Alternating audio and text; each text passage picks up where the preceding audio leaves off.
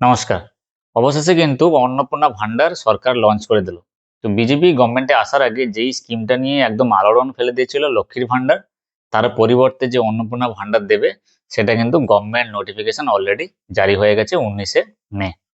আজকে চলছে 20 মে। তো 1 জুন থেকে কিন্তু অন্নপূর্ণা ভান্ডারের প্রতি মাসিক যে 3000 টাকা ভাতা সেটা কিন্তু পেতে চলেছে। তো এইবারে এখানে টুইস্ট আছে, অলরেডি গভর্নমেন্ট কিন্তু নোটিফিকেশনে বলেই দিয়েছে পরিষ্কার যে সবাই কিন্তু এই অন্নপূর্ণা ভান্ডারটি পাচ্ছেন না। কারা কারা এই ভান্ডারটা পাবেন সেই সম্পূর্ণ লিস্ট কিন্তু আমি আজকের এই ভিডিওতে ডিসকাশনস করব। গভর্নমেন্টের যে নোটিফিকেশন রয়েছে, তো সেই লিস্ট অনুসারে কি কি ক্রাইটেরিয়া আছে কারা এই 3000 টাকা প্রতি মাসে পেতে পারেন, তার একটা কিন্তু অ্যানেক্সচার দেওয়া রয়েছে। এবং সেই সঙ্গে যারা নতুন অ্যাপ্লিকেশন করবেন 1 জুন থেকে পাওয়ার জন্য, বা অন্নপূর্ণা ভান্ডার যারা নতুন আবেদন করবেন, মানে যাদের আগে লক্ষ্মী ভান্ডার ছিল না, যেহেতু 25 বছর ছিল না, তো যাদের 25 বছর হয়েছে, এই বছর আপনার 25 হলো, তারা যে নতুন আবেদন কিভাবে করবেন তার যে পোর্টাল আছে বা অনলাইন অ্যাপ্লিকেশন অথবা অফলাইন অ্যাপ্লিকেশন, সমস্ত ডিটেলস কিন্তু এই ভিডিওতে কভার করব। সরকারের যে নোটিফিকেশনসটা জারি করেছে 19/5/2026-এ, এটা আপনাকে পড়ে পড়ে এবার শোনাচ্ছি। ভালো করে কিন্তু মনোযোগ দিয়ে শুনবেন, কোনো কিছু স্কিপ করবেন না। তো government of West Bengal, department of women and child development and social welfare, Bikash Bhavan থেকে এই নোটিফিকেশনটা জারি হয়েছে 19 তারিখে। তো এখানে অলরেডি মেনশন করা রয়েছে ইংলিশে, আমি আপনাকে বাংলাতে শোনাচ্ছি যে governor is hereby please to introduce a scheme Annapurna Yojana. মানে গভর্নর কিন্তু অলরেডি গভর্নমেন্ট অফ ওয়েস্ট বেঙ্গলের যে অন্নপূর্ণা স্কিমটা রয়েছে সেটা পারমিশন দিয়ে দিয়েছে। তো সেখানে 1 জুন 2026 থেকে সরকার প্রতি মাসে মহিলাদেরকে 3000 টাকা করে পার মান্থ আপনার ব্যাঙ্ক অ্যাকাউন্টে ভাতা দেবে। পরিষ্কার কিন্তু মেনশন করেছে 3000 পার মান্থ। এবারে কারা এর আন্ডারে পড়বে না এবং কারা কোন কন্ডিশনে অ্যাপ্লাই করতে পারবে সেটার একটা কিন্তু 3টে প্যারামিটার এখানে দেওয়া রয়েছে। তো এখানে প্রথম যেটা কন্ডিশন রয়েছে যে মহিলার বয়স হতে হবে 25 থেকে 60 বছরের মধ্যে। 25 বছরের আগে অথবা 60 বছরের পরে কিন্তু কোনো মহিলা এই স্কিমের আওতায় আনতে পারবেন না।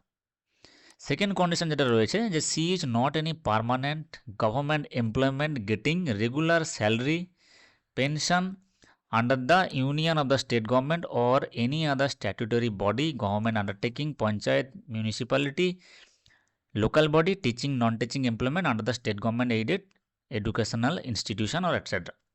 That means যদি কোনো মহিলা সরকারি কর্মচারী হয়ে থাকে অথবা সরকারি পেনশন পায়, সেক্ষেত্রে কিন্তু তিনি পাবেন না।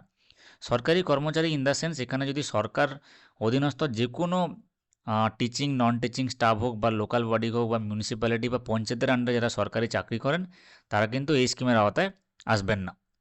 নাম্বার 3 হচ্ছে she is not paying any income tax. যদি কোনো মহিলা ইনকাম ট্যাক্স পে করে বা ইনকাম ট্যাক্স দেয়, তিনিও কিন্তু এই স্কিমের আওতায় আনবেন না। এখানে কিন্তু পরিষ্কার মেনশন করে দিয়েছে 3টে জিনিস। এইবারে সেকেন্ড প্যারাগ্রাফটা যেটা রয়েছে যে আপনি যে এই 3000 টাকাটা পাবেন সেটা হচ্ছে কিন্তু ডিবিটির মাধ্যমে। ডিবিটি মানে হচ্ছে ডিরেক্ট বেনিফিশিয়ারি ট্রান্সফার, যেটা ডিরেক্ট বেনিফিট ট্রান্সফার রয়েছে। আপনার যে ব্যাঙ্ক অ্যাকাউন্ট রয়েছে সেই ব্যাঙ্ক অ্যাকাউন্টে, যেটা আধার কার্ডের সঙ্গে লিঙ্কড ব্যাঙ্ক অ্যাকাউন্ট হতে হবে, সেই অ্যাকাউন্টে কিন্তু 1 জুন থেকে আপনি টাকা পেয়ে যাবেন। Number 3 most important things. Number 3তে কিন্তু অলরেডি সরকারি নোটিফিকেশানে পরিষ্কার বলে দিয়েছে যে যারা লক্ষ্মী ভাণ্ডার আগে পেত, তাদের যে অ্যাপ্লিকেশানসগুলো অটোমেটিক্যালি কিন্তু মাইগ্রেট বা ট্রান্সফার হয়ে গেছে অন্নপূর্ণা যোজনাতে, যেখানে আপনাকে কিছু করার দরকার নেই। অন্নপূর্ণা যোজনায় যারা ট্রান্সফার হয়েছে লক্ষ্মী ভাণ্ডার থেকে, তারা কারা কারা বাদ যাবে সেটা কিন্তু এখানে পরিষ্কার মেনশন রয়েছে। এই যে এক্সেপ্ট ডেট, মানে যদি কোনো মৃত ব্যক্তি হয় বা শিফটেড অন্য জায়গা থেকে ট্রান্সফার হয়, বা ডিলিটেড এবং অ্যাবসেন্টিস ইলেক্টর্স আইডেন্টিফাইড ডিউরিং এসআইআর 2026, এসআইআরে যাদের নাম বাদ গেছে বা এসআইআরে যাদের নাম ডেড হিসেবে ঘোষণা হয়েছে বা শিফটেড হিসেবে ঘোষণা হয়েছে, এবং deletion in the second list after publication of draft list, মানে এসআইআরে যে সেকেন্ড ড্রাফট লিস্টে যাদের নাম রয়েছে এবং ডিলিটেড অপশানে রয়েছে, তারা কিন্তু পাবেন না। এবং deleted after adjudication ASDD found during voter slip distribution, মানে সোজা কথা যে এসআইআরে যাদের নাম বাদ গেছে, বাদ অন্য কারণে হতে পারে, সেটা ডেড হিসেবে হতে পারে, শিফটেড হতে পারে, বা আদার্স কোনো ডকুমেন্টারি ইস্যু হতে পারে, তো তাদের নাম কিন্তু যারা বাদ দিয়েছে তারা কিন্তু এই অন্নপূর্ণা স্কিম পাবেন না। এইবারে beneficiary who have field appeal before the SIR tribunal, আপনারা যারা এসআইআরে নাম বাদ গেছে অথবা এসআইআরের লিস্টে আসেননি, তারা যারা ট্রাইব্যুনালে অ্যাপ্লিকেশানস করেছেন অ্যাপিল করেছেন এবং আপনি যদি সিটিজেনশিপ হিসেবে অ্যামেন্ডমেন্ট পান বা অ্যাপ্লিকেশানস পান, সেক্ষেত্রে কিন্তু গভর্নমেন্ট সেটাকে ভেবে দেখবে। কিন্তু যদি name of dead and shifted beneficiary will be deleted in future on a regular basis, মানে যে সমস্ত মহিলারা এসআইআর এর আগে টাকা পেত আননেসেসারিলি, হয়তো তার ডেট হয়ে গেছে তবু সে টাকা পেয়ে যাচ্ছে, অথবা শিফটেড হয়ে গেছে সে টাকা পেয়ে যাচ্ছে, তাদের নাম কিন্তু অলরেডি বাদ যেতে চলেছে। নাম্বার 4 যেটা রয়েছে, for new applicants online application facility shall be launch Annapurna Yojana portal from the 1 June 2026। যিনারা নতুন আবেদন করবেন, যাদের এই বছরই 25 বছর কমপ্লিট হয়েছে, যে সমস্ত মেয়েদের, তারা যে নতুন আবেদন করবেন সেটা কিন্তু অনলাইনে আপনার নিজের মোবাইলে বা বাড়িতে বসে অ্যাপ্লিকেশনস করতে পারেন সম্পূর্ণ অনলাইনের মাধ্যমে। এবং সেই পোর্টালটার নাম হচ্ছে অন্নপূর্ণা যোজনা পোর্টালটা, যেটা কিন্তু চালু হবে 1 জুন থেকে। তো 1 জুন থেকে যে পোর্টালটা চালু হতে চলেছে সেটার জন্য কিন্তু আপনারা রেডি থাকবেন। কী কী ডকুমেন্টস লাগবে না লাগবে সেটা ওখানেই গিয়ে কিন্তু জানতে পারবেন। নাম্বার 5 যেটা রয়েছে, যে the applicant received under Annapurna Yojana shall be duly enquired into by the government official authorise for this purpose. আপনারা যে অন্নপূর্ণা যোজনাটা অ্যাপ্লাই করবেন সেটা কিন্তু অবশ্যই গভর্নমেন্ট অফিসিয়ালসরা বা সরকারি আধিকারিকরা ভেরিফিকেশানস করবে। ভেরিফিকেশানে যদি আপনার এই অ্যাপ্লিকেশানসটা মনে হয় যে রিজেক্ট করা, তারা কিন্তু রিজেক্ট করে দেবে। বাট অবশ্যই ব্লক ডেভেলপমেন্ট অফিস বা বিডিও অফিসে কিন্তু গ্রামাঞ্চলের দিকে ভেরিফিকেশান হবে। আর যদি আরবান এরিয়া হয়, মানে আপনার যদি শহরাঞ্চল হয়, সেক্ষেত্রে কিন্তু সাব ডিভিশনাল অফিসার্স বা এসডিওতে কিন্তু আপনাদের অ্যাপ্লিকেশানসগুলো ভেরিফাই হবে। এবং এর জন্য কনসার্ন যে ডিপার্টমেন্ট অনলাইন অ্যাপ্লিকেশান যে করবেন, তার জন্য ডিস্ট্রিক্ট ম্যাজিস্ট্রেটকে বা ডিএমদেরকে কিন্তু অলরেডি অ্যালোকেশান বা অ্যালাইন করে দিয়েছে, ওইগুলো কিন্তু স্যাংশন করার জন্য, যে অনলাইনে অ্যাপ্লিকেশান যারা করবে তাদের পুরো ভেরিফিকেশান, যদি কোনো ডিসক্রিপেন্সি থাকে সেগুলোকে রিজেক্ট করা, অথবা যদি কোনো কারেকশানস করার থেকে সেগুলো ভেরিফাই এবং চেক করার দায়িত্ব কিন্তু বিডিও এসডিও ডিএমদেরকে অলরেডি নির্দেশ দেওয়া রয়েছে।